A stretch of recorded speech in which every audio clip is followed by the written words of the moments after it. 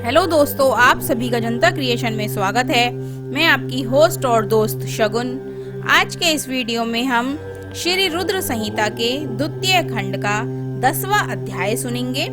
आइए शुरू करते हैं। ओम नमः शिवाय।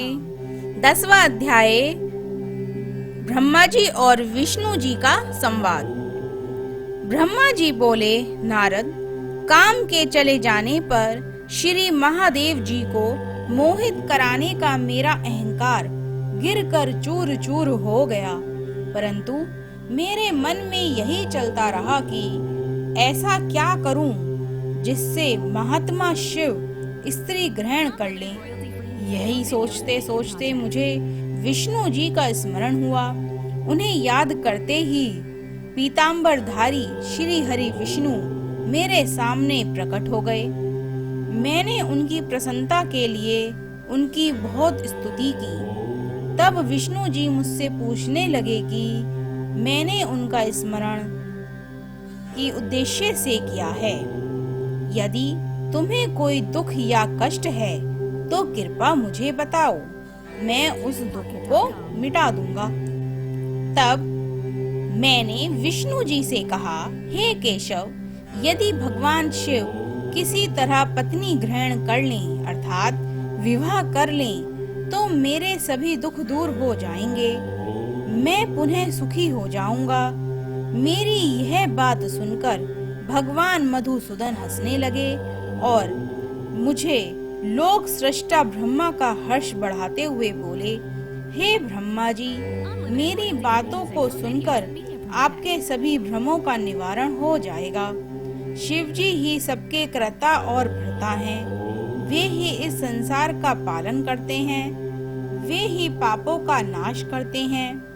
भगवान शिव ही परब्रह्म, परेश, निर्गुण, नित्य, निर्दृश्य, निर्विकार, अद्वितीय, अनंत और सबका अंत करने वाले हैं। वे सर्वव्यापी हैं। तीनों गुणों को आश्रय देने वाले ब्रह्मा, विष्णु और महेश नाम से प्रसिद्ध रजोगुण, तमोगुण और सत्व गुण से दूर एवं माया से रहित हैं। भगवान शिव योग परायण और भक्त वत्सल हैं।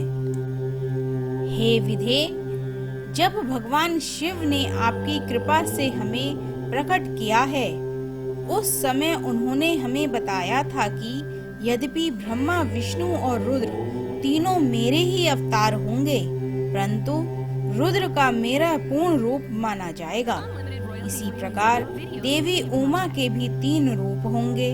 एक रूप का नाम है लक्ष्मी और वह श्री हरि की पत्नी होंगी।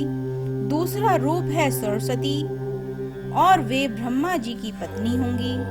देवी सती उमा का पूर्ण रूप होंगी, वे ही भावी रुद्र की पत्नी होंगी। ऐसा कहकर भगवान महेश्वर वहां से अंतर्ध्यान हो गए। समय आने पर हम दोनों ब्रह्मा और विष्णु का विवाह देवी सरस्वती और देवी लक्ष्मी से हुआ। भगवान शिव ने रुद्र के रूप में अवतार लिया। वे कैलाश पर्वत पर निवास करते हैं। जैसा कि भगवान शिव ने बताया था कि रुद्र अवतार की पत्नी देवी सती होंगी, जो साक्षात शिवा रूप हैं। अतः तुम्हें उनके अवतरण हेतु प्रार्थना करनी चाहिए।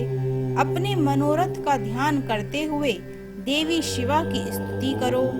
हे देवेश्वरी, प्रसन्न होने पर तुम्हारी सभी परेशानियों और बाधाओं को दूर करेंगी। इसलिए तुम सच्चे हृदय से उनका स्मरण कर उनकी स्तुति करो। यदि शिवा प्रसन्न हो जाएंगी तो वे पृथ्वी पर अवतरित होंगी। वे इस लोक में किसी मनुष्य की पुत्री बनकर मानव शरीर धारण करेंगी। तब वे निश्चय ही भगवान रुद्र का वरण कर उन्हें पति रूप में प्राप्त करेंगी। तब तुम्हारी सभी इच्छाएं अवश्य ही पूर्ण होंगी। अतएव तुम प्रजापति दक्ष को यह आज्ञा दो कि वे तपस्या करना आरंभ करें। उनके तप के प्रभाव से ही पार्वती देवी सती के रूप में उनके यहाँ जन्म लेंगी। देवी सती ही महादेव को विवाह सूत्र में बांधेंगी। शिवा और शिवजी दोनों निर्गुण और परम ब्रह्म स्वरूप हैं और अपने भक्तों के पूर्णतः अधीन हैं।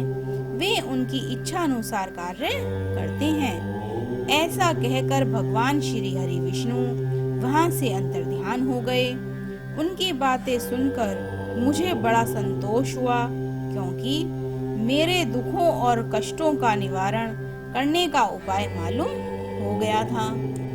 ओम नमः शिवाय। आज के इस अध्याय की कथा यहीं पर समाप्त होती है। आगे की कथा अगले अध्याय में सुनेंगे। दोस्तों, इसी तरह की और कथाओं को सुनने के लिए हमारे चैनल को सब्सक्राइब करें और बेल आइकन जरूर दबाएं, जिससे इसी तरह की आने वाली नई वीडियोस की नोटिफिकेशन आपको मिल जाए। Thank you friends watching this video. Do not forget to like, share and subscribe.